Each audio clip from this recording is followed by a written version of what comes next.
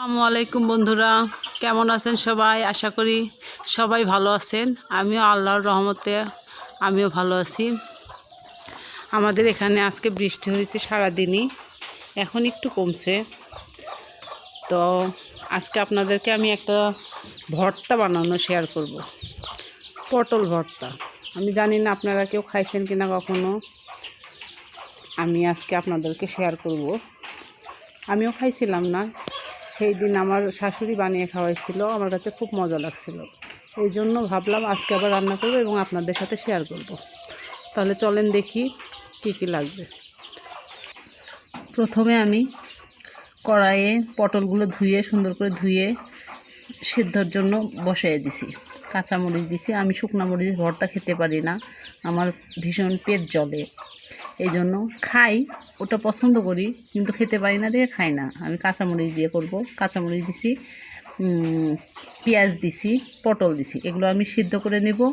তারপরে ভর্তা যখন করব তখন আপনাদেরকে বাকি জিনিস দেখাবো। ততক্ষণ পর্যন্ত অপেক্ষা। এই তো পটল ভর্তা। আমি মরিচে লবণ দিলাম, মরিচটা করব, গালায় নিব। পেঁয়াজ কিন্তু অবশ্যই নিছি।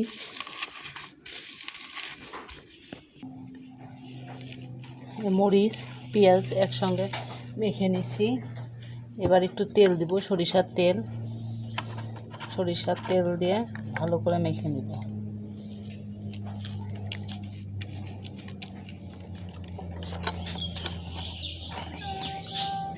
দাও তো, ওটা বেশি কালো। এই তো মাখাই। আমার হাতটা কেটে গেছে তো ভালো করে মাখাইতে পারতেছি না। বন্ধুরা, এই তো আমার ভর্তা হয়ে গেছে। আর অবশ্যই আপনারাও বাসায় ট্রাই করবেন পটল ভর্তা। আমি পটলের সাথে 2-3টা আলু দিয়েছিলাম, দেখেন। অবশ্যই আমার চ্যানেলটা লাইক করবেন, সাবস্ক্রাইব করবেন, শেয়ার করবেন, কমেন্ট করে জানাবেন আপনারা ট্রাই করছেন, আপনাদের ভর্তাটা কেমন হয়েছে জানাবেন আমাকে। আল্লাহ হাফেজ। ভর্তাটা অবশ্য আমি টেস্ট করে দেখিনি। মাশাআল্লাহ।